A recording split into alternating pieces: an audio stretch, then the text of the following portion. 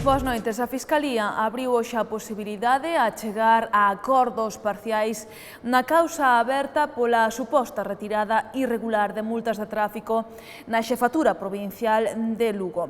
Esta posibilidade abriuse nunha reunión que tivo lugar hoxe na audiencia coa maioría dos abogados defensores dos acusados. Segundo explicou o letrado Francisco Fernández Montes, foi unha primeira toma de contacto entre a Fiscalía e as defensas. Nesta reunión quedou de manifesto que é imposible chegar a un acordo global para os 24 imputados. Por iso se plantexou a posibilidade de facer acordos parciais cunha conformidade das penas por parte dos acusados. Agora cada letrado negociará coa Fiscalía un acordo previo ao xuízo para os seus defendidos. 24 persoas están imputadas neste caso, entre elas o ex-subdelegado do Goberno, Jesús Otero, quen dimitira precisamente por este caso e para quen o fiscal pide 7 anos de cárcere polos delitos de falsidade documental, prevaricación e tráfico de influencias. Tamén están imputados o ex-xefe provincial de tráfico, Julio González, e políticos como o alcalde de Muras, do Partido Popular, ou o de Pedrafita, do Partido Socialista. Planteouse a posibilidade de facer un acordo, a facer algún tipo de acordos parciais que puderan ser unha conformidade nas penas, que non evitarían a celebración do xuízo, pero sí que desde logo facilitarían moito o desenvolvemento da causa. O que se abriu é a posibilidade de que agora individualmente, porque ten que ser individualmente, non pode ser unha negociación colectiva, de que individualmente cada un dos letrados intente a negociación dos resultados dos seus clientes ca Fiscalía, se hai un acordo na acusación, na acusación que se podría modificar tamén, pois que ese acordo evite a celebración, non a celebración da causa, pero sí a parte que lle afecte a que chegou un acordo. En principio as conversacións son abertas a todo o mundo, habrá xente que, polo que se escoita na prensa, hai xente que di que xa non quere ningún tipo de acordo, hai xente que, eu creo que a maior parte sí está interesada en valorar a posibilidade de chegar a algún tipo de acordo, non? Habrá xente que xa non veña nin a falar ca Fiscalía, que diga, pois vai a acusación, vamos a xuízo, pero a mellor hai outro tipo de xente o que sí que lle pode interesar unha rebaixa na pena, aceptando unhas condicións que logo lle facilitarían moito a Administración de Xusticia, e supoño que nesa situación estarán as persoas que poidan ver algunha posibilidade de ser condeadas, non? As persoas que entendeu que teñan claro que van a ser absoltas, non lles afecta para nada ese tipo de acordos. Nesta vista, un dos imputados na causa, o alcalde de Muras, o popular Issam Al-Nam, arremeteu de xeito moi duro contra o seu partido, que lle abriu un expediente informativo. Issam díxolles a algúns medios de comunicación que o verdadeiro Partido Popular é o de Manuel Fraga e non este Partido Popular de políticos yeyés. Declarouse fraguista e dixo que se o votan do seu partido lle farían un favor porque é unha vergoña pertencer á clase política existente. Negou rotundamente que lle quitaran algunha sanción e dixo que é inocente. Tamén deu a entender que se sinte desarroupado polo seu partido e que se defende a sí mesmo. Tranquilísimo, porque la inocencia está demostrada, gracias a Dios, y no tengo nada que temer. Ya dije que hoy día la única vergüenza de los que tenemos algún cargo es pertenecer a la clase política existente del bloque del PP y del PSOE. Así que si me quitan esa vergüenza que tengo, porque yo soy servidor del pueblo, he venido a la política de manos de don Manuel Fraga y soy de espíritu fraguista, de servir al pueblo y nada más. El Partido Popular es el Partido Fraguista, ya echaron a Cacharro y a muchos fraguistas y ahora no van a echar más, porque si puede, el PP nació de Coalición Popular, de AP, de PP, puede cambiarse de nombre otra vez y no quedarse secuestrado por unos cuantos. Yo no estoy desagrupado ni arropado, desde luego. Tuve un caso hace poco y nadie me llamó del PP. Así que yo me defiendo a mí mismo porque creo en mi inocencia, creo en mi trabajo, creo en lo que estoy haciendo, está el pueblo contento conmigo. A mí no me favorece nada presentarme por ningún partido. A mí el pueblo me elige porque soy yo el que hace las cosas, no porque pertenezco a un partido o a otro. Outro dos políticos imputados nesta trama da retirada irregular de multas é o alcalde de Pedrafita. O socialista José Luis Raposo xa pediu a baixa do PSOE e tamén renunciará á súa acta de deputado provincial.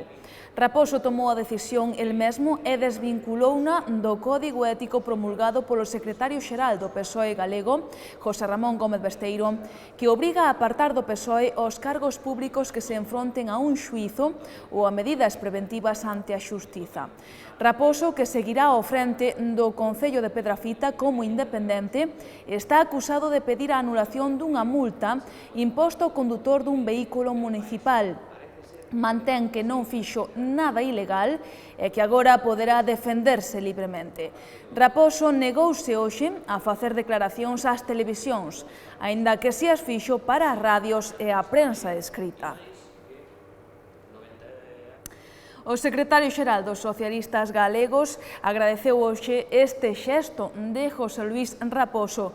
Gómez Besteiro dixo que o rexedor de Pedrafita se adelantou á decisión do partido ao anunciar a súa baixa no PSOE. Para Besteiro, este é un exemplo de que o PSOE cumpre o que di, a diferenza de outros partidos que non saben en que código ético están.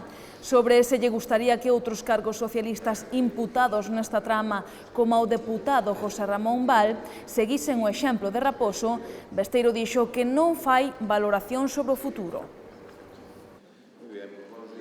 Pois fa unha valoración moi positiva. Eu era coñecedor desa decisión antes de que comunicara a fixera pública. Agradezo ademais esa decisión. Creo que o alcalde de Pedrafita, como non podía ser de outra maneira, un home dunha entrega absolutamente sin ningún tipo de objeción durante tantísimos anos a función pública, entende perfectamente cal é a situación que se deriva do pronunciamento do PSDG en relación con estas cuestións, e eu agradezo personalmente a súa decisión. Por tanto, como saben vostedes, tomou a decisión de presentar a súa renuncia a acta de diputado provincial e tramitou a baixa voluntaria do PSDG. Por tanto, creo que esa decisión o honra e creo, ademais, que non condiciona en absoluto a súa inocencia, na que creo, na que confío, e, además, espero que así sexa confirmado nun futuro non moi lonxano. Por tanto, nese sentido, creo que el soupo entender como dunha persona que leva comprometida con un traballo municipal e un traballo en democracia dentro do partido, supo entender cal é a situación dos tempos que nos tocan vivir, o exemplo que temos que facer, e, por tanto, creo que nese sentido a súa decisión honra, e eu estou personalmente agradecido tamén.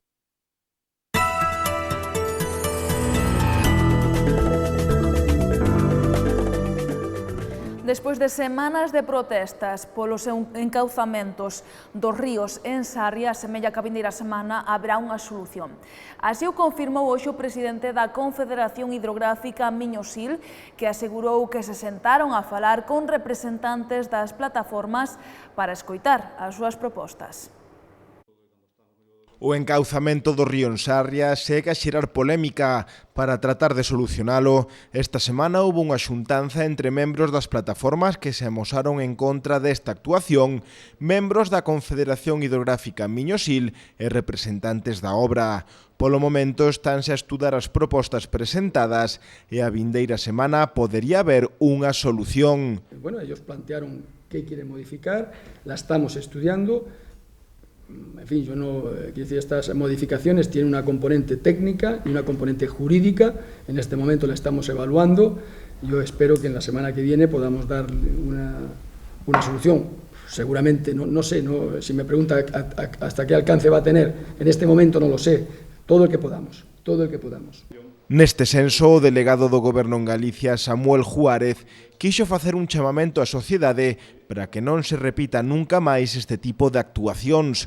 Asegurou que non é preciso chegar a estes extremos, xa que cando se presentou o proxecto non se realizou ningunha alegación, polo que agora non entende as protestas dos cidadáns. Quería chamar a atención sobre o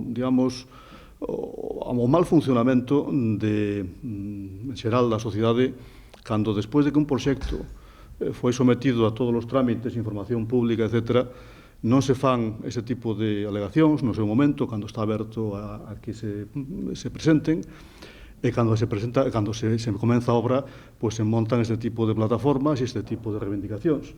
Isto é un problema grave de funcionamento. O que persigue a Confederación e o Ministerio neste caso é levar a cabo un proxecto que entendemos que é necesario para o pobo de Sarria. Estas declaracións realizáronas despois da presentación das axudas que o Goberno destina a Lugo para recuperar as zonas máis danadas polos temporais.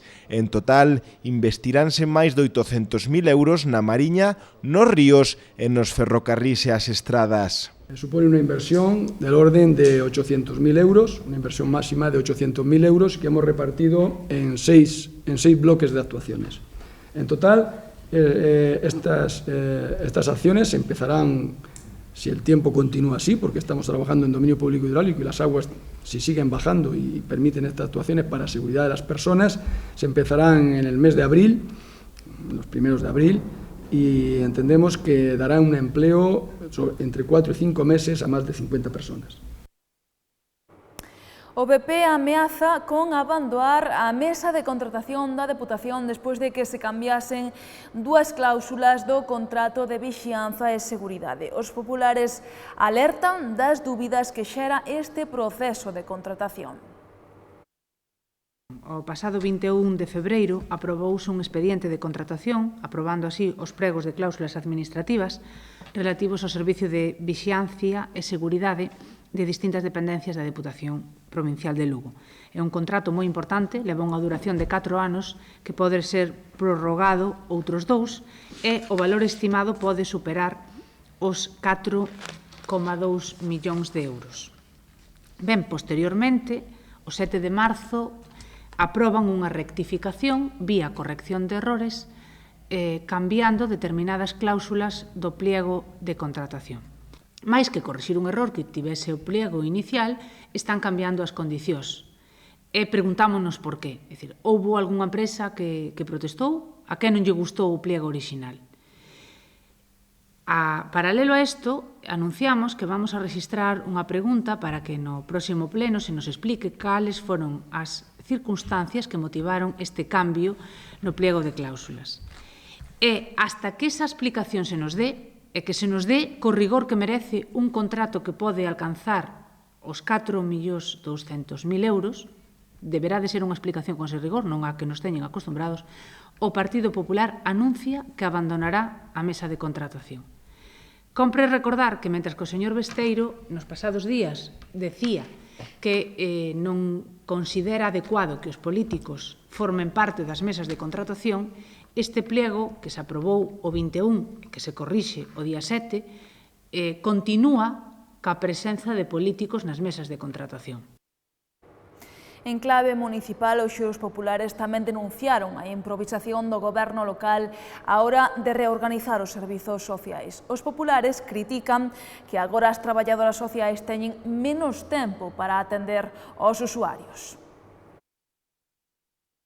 Esta improvisación o que fai é reorganizar os servicios sociais e reducir a máis da metade o tempo de atención que van a ter os usuarios, o que vai a repercutir, sen dúbida algunha, na calidade do servicio, xa que o feito de que se acurte a lista de espera para ser atendidos non quere dicir que mellore a calidade, senón para nós, do noso punto de vista, todo o contrario. O que vai a pasar é que si se van a atender a máis usuarios en menos tempo, pero tamén vai a quedar menos tempo para as traballadoras sociais para realizar as labores de xestión e poder dar unha resposta ás necesidades plantexadas nos seus despachos. Temos que decir tamén que este novo modelo de organización se fixo de espaldas e sin contar coas traballadoras sociais, se lles impuxo que atenderan a 8 usuarios no mesmo tempo que antes estaban atendendo a 5 persoas, polo tanto, o que decía, o que vai a pasar é que na súa mesa vai haber máis expedientes e van a ter menos tempo para darlle solución a eses expedientes. Tamén temos que lamentar tamén temos que lamentar que esta mala organización que teñen nos servicios sociais pois faga que haxa veciños que non poidan ser atendidos no centro social do seu barrio e que teñan que desplazarse a outros barrios como veciños da Croa que teñen que desplazarse ao Sagrado Corazón ou veciños de Albeiros ou da Piringalla e que ben poderían ser atendidos ao mellor en centros que están baleiros como o Centro María Valteira.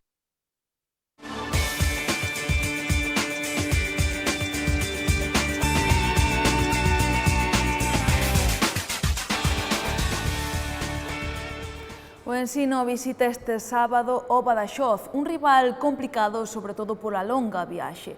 A isto hai que engadir, ademais, que as lucenses veñen de xogar os 3 encontros máis duros da temporada. Nos ha tocado una parte del calendario muy dura, donde además pues lo sabíamos, ¿no? Que la segunda vuelta iba a ser una segunda vuelta dura con respecto sobre todo a los viajes que tenemos fuera, muchos partidos fuera de aquí de casa, del Pazo, muchos viajes largos. Ahora nos toca un viaje largo a Badajoz, el otro día una pista muy dura como es la de Cortegada. Y bueno, y teníamos pues ese colchón de victorias que nos podía servir para este hipotético tramo final donde podíamos tener más problemas, pero bueno, yo creo que tenemos un equipo joven, con jugadoras jóvenes que tienen muchas ganas, mucho ímpetu. Estamos yo creo que trabajando muy bien en la parcela tanto física como de recuperación, tanto con Benja como con Pepo, y eso nos está permitiendo pues llegar a los fines de semana en las mejores condiciones para poder optar a competir y a poder ganar los partidos. Independientemente de que sabemos desde hace unas jornadas que vamos a estar en la fase de ascenso, yo creo que lo que os decía antes, yo creo que desde hace ya tiempo nosotros la mayor presión que tienen mis jugadoras la tienen cada día al entrenar, igual que la tengo yo. Y yo creo que ese es nuestro gran hándicap con respecto al resto de equipos, ¿no? Nosotros intentamos entrenar al máximo todos los días, lo que nos toque cada día, y después intentar ponerlo en práctica pues el fin de semana en función del rival que tenemos. Y bueno, y yo creo que eso es lo más importante. Después es verdad que ahora mismo estamos clasificadas, pero yo creo que ellas también son conscientes de que acabar la Liga de Primeras o intentar ganar todos los partidos que nos quedan pues también es algo bonito, y además sobre todo es el mejor entrenamiento que podemos tener para llegar a la fase en las mejores condiciones posibles, ¿no? Entonces yo creo que en ese sentido pues todas lo tienen claro, todas lo tenemos claro dentro del club, independientemente que después podamos ganar o perder, que eso ya depende de muchos otros factores, del día, de muchas cosas. O Breogán xoga mañá en Melilla nun dos seus mellores momentos da temporada. A victoria é indispensable para manter as opcións de chegar á segunda praza. Tienen tantas opciones, buscan mucho a Riera. Vamos a ver, un equipo en el que tienen 5 o 6 jugadores rondando los 10 puntos de media y superándolos, es complicado definir algo, ¿no? Yo creo que básicamente ellos, yo creo que a pesar de que no sea a priori no era su gran estrella, yo creo que la ausencia, cuando Wright no está en la pista, se les nota mucho. Yo creo que para ellos Wright es clave, les da esa fuerza, ese trabajo sucio, de trabajo defensivo, y pues joder, tienen jugadores ofensivamente, pues Manzano pues ya sabemos todo lo que es capaz, Darley es un jugador impredecible, es capaz de hacerlo maravillosamente bien, y otras que a lo mejor es un desastre, pero tiene calidad. Y la línea exterior, Narros empieza a funcionar, Pino está jugando a buen nivel, Brothers, que parece que también vuelve a flojear, es un jugador de muchísima calidad, ¿no? Y lo demostró aquí en Lugo.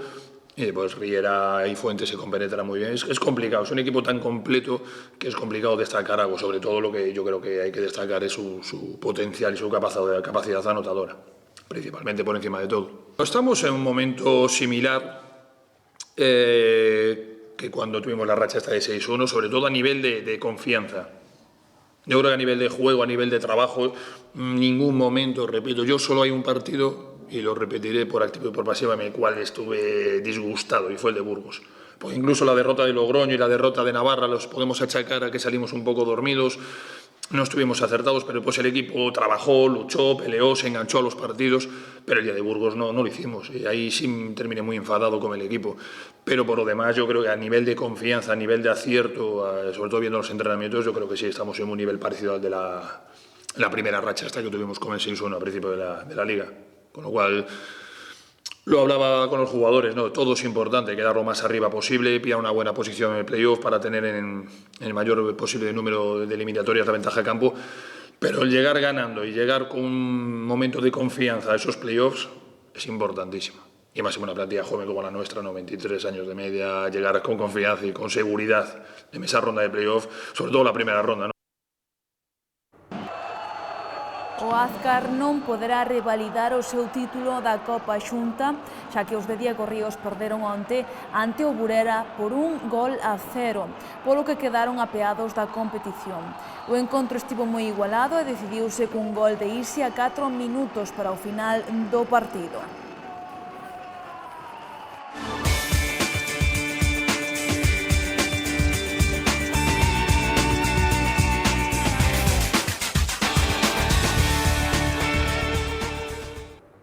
Nos despedímonos por hoxe, pero lembren que a información continúa como sempre no xornal El Progreso e no portal do Grupo El Progreso galiciae.com. Que teñan moi boa noite. Vémonos mañá.